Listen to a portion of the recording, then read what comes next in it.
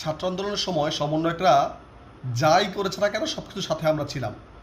তবে এখন যা করছে এই সব কিছুর সাথে আমরা নাই। যেভাবে নতুন রাজনীতি, নতুন বন্দোবস্তর নামে সেই পুরনো ক্যাডার রাজনীতিতে ছাত্ররা মনোনিবেশ করছে, এর সাথে আমরা নাই।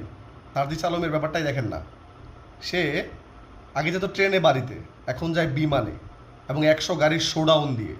এটা নতুন রাজনৈতিক বন্দোবস্ত? একদিন সমালোচনার পরে আবার ভ্যানে শোডাউন দেওয়া কেন ভাই? এই ভ্যানে শোডাউন দেওয়ার ব্যাপারটা আগে মাথায় ছিল না?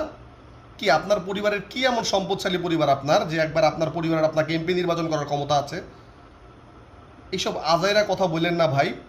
আমরা ভেবেছিলাম যে এনসিপি একটা ভালো কিছু করবে, এখনও আশা করি এনসিপি ভালো কিছু করুক, কারণ আমরা এনসিপিকে চাই যে এনসিপি ভালো কিছু করুক, এনসিপির সমর্থনে আমরা আছি।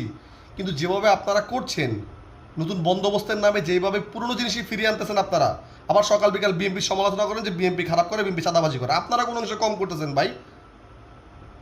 আপনারা সরাসরি চাঁদাবাজি করছেন না, ঠিক আছে, বাট এই যে এই টাইপের ব্যাপারগুলো কেন? এই যে শোডাউন দেওয়া রাজনীতি, আবার তাসলিম জারার পোস্টের পরিপ্রেক্ষিতে আপনি আবার পোস্ট করেন যে এই ক্ষমতা না দেখালে, শোডাউন না দিলে মানুষ আসলে কাছে টানতে চায় না, মানুষ ভোট দিতে চায় না। কেন রে ভাই?